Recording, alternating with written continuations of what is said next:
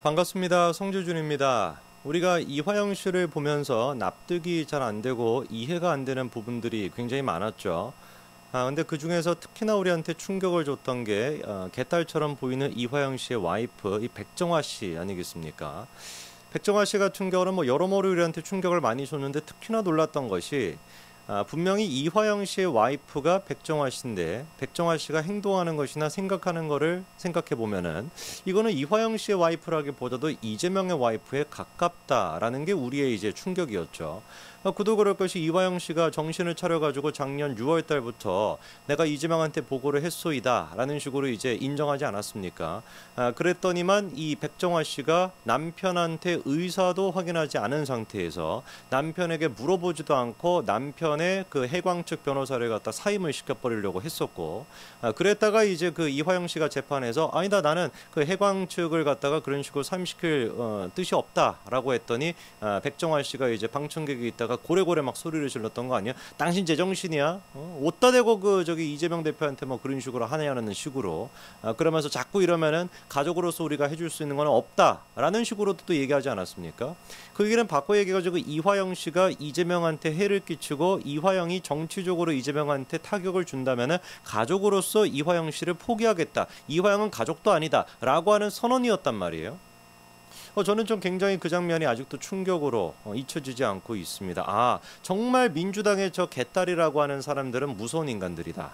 가족도 없는 것이죠. 가족도 없고 오로지 자기 어떤 정치적인 우상만 존재할 뿐이다라는 게 그때도 여실히 드러났던 것이고 이재명에도 마찬가지죠. 그렇지? 이재명한테 뭐 가족이 중요합니까? 즉 형수가 됐거나 형이 됐거나 아들이 됐거나 툭하면 논란이 터지면은 남이라는 식으로 해버리는 게 이재명인데 그런데 여기서 우리가 조금 살펴봐야 되는 게 지난 시간에 제가 그런 말씀을 드렸었습니다. 이번에 이화영이가 9년 6개월이 선고가 되는 데 있어서 제일 중요한 역할을 했던 건 뭐다? 쌍방울 대북 송금이 아니에요. 형량이 제일 셌던 건 뭡니까? 뇌물죄랑 불법 정치자금 수수입니다. 사실 뇌물죄가 이제 제일 컸어요. 형량 자체가. 근데 이 뇌물죄 부분이 어떻게 해가지고 인정이 됐던 것이냐? 고위공직자가 기업으로부터 돈을 받으면 그거는 이제 뇌물죄가 되고 그거는 특가법으로 처리를 받아가지고 1억 원 이상만 되더라도 10년 이상으로 엄청나게 세게 이제 처벌을 받게 되는 것인데 이화영이가 킨텍스 뭐 대표를 하고 평화부지사였던 그 시기에 쌍방울 측으로부터 법인카드를 무려 5개나 받아가지고 그걸로 이제 해먹었다라고 하는 게 검찰과 1심 재판부의 판단이었습니다. 그런데 그때 당시 이화영이가 항변을 했던 게 뭐냐? 나는 쌍방울 법인카드를 5개를 다 쓰지 않았고 하나밖에 쓰지 않았다. 그 하나를 쓴 것 같은 경우도 2018년도 7월 10일부터 2018년도 7월 17일 평화부지사로 부임하고 난 다음에 일주일 정도만 그 법인카드를 썼지. 내가 뭐 그거를 갖다가 몇 년 동안 검찰이 주장하는 것처럼 2015년 동안 법인카드 5개를 갖다가 막 열심히 해먹지 않았다라고 하는 게 이화영 측의 주장이었습니다. 그러면서 덧붙였던 얘기가 내역은 다 있지 않습니까? 법인카드가 쓰였다라고 하는데요. 그 흔들리지 않는 진실 앞에서 이화영이가 했던 전술은 뭐였어요? 내가 쓴 게 아니올시다. 그럼 누가 썼다?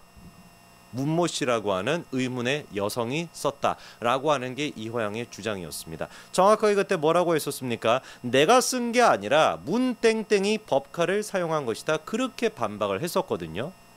이 문땡땡이라고 하는 여성이 이른바 이제 이화영 씨의 내연녀다 이렇게도 지금 불리고 있습니다.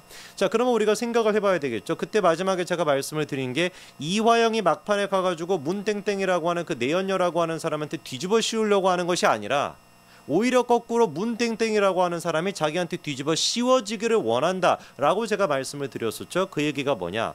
2023년도 3월 14일에 이 문땡땡이라고 하는 사람이 재판에 증언을 하게 됩니다. 근데 그 증언은 한마디로 요약해서 이거예요.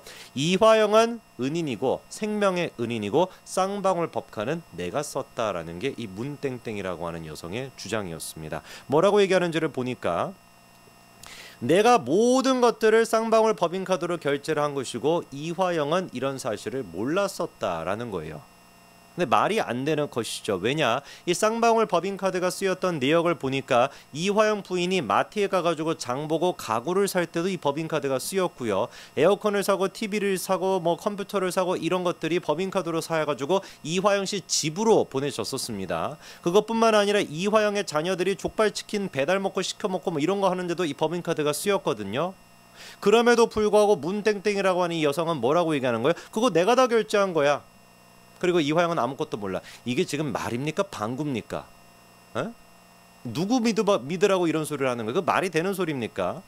참고로 이 지금 그 문땡땡이라고 하는 사람은 대학원생이고 그리고 또 직업이 없다라고 해요. 근데 이화영 씨 같은 경우는 뭡니까? 평화부지사입니다. 킨텍스 대표까지도 했던 사람입니다. 그런데 이화영 씨가 거꾸로 문땡땡으로부터 법인카드를 받아서 썼다라고 하는 게 이게 납득이 되냐고요, 상식적으로. 이화영이가 이 지금 내연녀라고 여겨지는 이 사람한테 법인카드를 쓰게끔 했으면 몰라도 말이 안 되지 않습니까? 도대체가 이 말도 안 되는 헛소리를 하면서 자기에게 죄를 뒤집어 씌워 주십시오 라고 하는 이 여성이 뭐 하는 사람인지를 보니까 1990년대에 한 국회의원 사무실에서 일하게 되면서 비서로 일하면서 그때 이화영이랑 처음 알게 됐었다라는 거예요. 그러면서 뭐 여러 군데를 막 돌아다니면서 이화영이가 있었던 그런 회사에도 근무를 하다가 그 회사가 폐업을 하니까 2019년도 5월 달부터는 쌍방울의 이름만 올리고 월급을 또 받아 먹었다라는 겁니다. 사실상 일은 제대로 하지 않았다라는 것이죠. 그러면서도 재판부에 가서도 이 A씨가, 이 문모 씨가 뭐라고 얘기를 하냐? 내가 옛날에 암으로 투병한 적이 있다. 그런 얘기까지도 하면서 그때 당시 이화영이 도와주지 않았다면 나는 이 자리에 없을 수도 있었다. 내게는 생명의 은인이다. 그래서 도움을 주고 싶어서 대신 결제하거나 이전 부지사 또는 그 가족을 위해서 썼다라는 거예요. 아까도 말씀을 드렸죠. 이 지금 문모 씨는 변변찮은 직업도 없는 상태입니다. 근데 그 사람이 도대체 어디서 돈이 나가지고 이화영 씨뿐만 아니라 이화영 씨한테 TV, 냉장고, 가전제품 이것뿐만 아니라 그 와이프가 무슨 뭐 장 보는 비용, 자녀들이 무슨 뭐 족발 사 먹는 비용, 저는 개인적으로 족발을 안 좋아하지만 그런 비용을 어떻게 내겠습니까? 말이 안 되잖아요. 그래서 이 지금 내연녀라고 하는 사람이 법원에서 검찰을 상대로 뭐 이런 식으로 얘기를 해요. 대신 결제를 어떻게 줬냐라는 검찰의 질문에 대해 가지고 대신 결제를 하면은 이화영이 현금으로 돌려줬다는 겁니다. 그러니까 내가 직업이 없었음에도 불구하고 일단 결제를 해놓으면 이화영이 현금으로 줬기 때문에 내가 그런 식으로 했다라는 거죠. 애당초 그럴 거면은 뭐하러 그렇게 합니까? 아니, 상식적으로 정말로 그냥 결제를 해가지고 이화영이가 현금을 줄 거라고 한다면 이화영이 직카드를 줘가지고 그거 결제하라고 시키면 되는 노릇이지 뭐하러 번거롭게 한번 거칩니까? 무슨 뭐 돈 세탁합니까? 돈 세탁도 거꾸로 된 거니까 말이 안 되는 거잖아요, 이게. 그래서 검찰 측에서 아니 쌍방울에서 왜 도대체 당신을 그러면 채용을 하고 법인카드 같은 거를 왜 제공을 했냐라고 했더니만 내 정치적인 커리어와 영향력을 고려한 것이다. 이 정신병자 아닙니까? 아, 도대체 당신이 뭐인데요?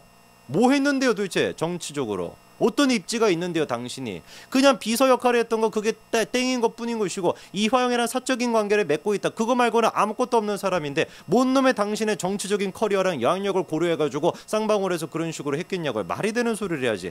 그리고 이게 결정적으로 말이 안 되는 게요. 문땡땡이라고 하는 사람이 쌍방울에 취직한 게 언제냐면요. 2019년도 6월 25일입니다. 그런데 법인카드는 언제 발급이 됐습니까? 2018년도 7월 달에 발급이 됐습니다. 다시 한번 말씀드릴까요? 이 문땡땡이라고 하는 여성이 쌍방울에 들어간 게 언제라고요? 2019년도 6월 25일. 그러면 법인카드가 발급이 되렸으면 원래 언제 됐었어야 되는 거예요? 2019년도 6월 25일에 발급이 됐어야 되겠죠. 근데 법인카드 발급은 언제 됐다라는 겁니까? 2018년도 7월 달에. 즉 이미 이 여성의 존재에 대해 가지고 쌍방울은 일하러 오는 사람이라고 생각하지 않고 사실상 법인카드는 예전부터 이 여자가 오기 전부터 이화영 측에게 줬고 이 여정 또한 마찬가지로 이화영의 부탁으로 쌍방울에 취업을 했다라는 게 당연한 거 아니겠습니까? 이 여자가 주장했던 것처럼 내가 쌍방울에 취업을 내 정치적인 커리어와 영향력 때문에 쌍방울에 취업을 했고 쌍방울의 법인카드를 받아서 생명의 은인인 이화영을 위해서 가족을 위해서 썼다라고 하는 게 성립이 최소한 되려면 법인카드가 언제 발급이 됐어야 되는 거예요? 2019년도 6월 25일에 취업했을 이후에 됐어야 되겠죠. 하나도 말이 맞는 게 없습니다. 이화영 씨 본인 스스로도 내가 잠깐 문 씨에게 법인카드를 빌려 쓰거나 문 씨가 와서 대신 긁어준 적은 있지만 내가 나중에 현금으로 돌려줬다라고 얘기하고 있지만 도대체가 이화영의 말이 맞으려면은 쌍방울이 문모 씨를 채용하고 난 뒤에 2018년도 7월 달부터 2019년도 6월 25일 동안 거의 한 10개월 가까이 되는 시간 동안은 월급도 주지 않고 월급보다 많은 액수의 법인카드를 쓸 수 있게끔 줬다라는 건데 어떤 회사가 미쳤다고 그렇게 하겠습니까? 자기 아들이 아니고서야, 자기 딸이 아니고서야, 회장 딸이 아니고서야. 김성태 씨도 이렇게 얘기했습니다. 나는 그 문모 씨라고 하는 사람 모른다. 누군지도 모르고 방영철 부회장으로부터 이화영이 아는 사람 한 사람만 좀 직원으로 올려달라고 해가지고 그래서 그냥 그렇게 해주라고 했던 것뿐이다. 방영철도 뭐라고 합니까? 이화영 부지사가 한 명을 직원으로 등재해달라고 부탁을 했고 이 문 씨 영라청을 내가 그래서 받아서 총무팀한테 입사시켜주라고 지시까지 했다라고 다 밝혔습니다. 그래서 재판부 또한 마찬가지로 합리적으로 상식적으로 판단해 봤을 때 이 여성과 이화영은 사실상 경제 공동체라고 판단을 했고 이 여성이 법인카드를 썼던 그 비용도 이화영 씨의 뇌물로 인정을 해가지고 이화영 씨가 이번에 9년 6개월 가까이나 선고가 될 수 있었던 겁니다. 기가 막힌 인연이죠. 부부 사이조차도 경제 공동체가 성립이 안 되는 경우가 많은데 도대체 이 문모 씨라고 하는 여성과 이화영 씨는 어느 정도 관계였길래 재판부 또한 마찬가지로 이 여성을 경제 공동체라고 봤던 것인지 기가 막힐 뿐입니다. 이러니까 백정화 씨가 이화영 씨한테 그런 식으로 부부 싸움을 하고 야단을 쳤던 그 맥락도 좀 이해가 되는 게 아닌가 싶네요. 여기까지 말씀드리겠습니다. 감사합니다.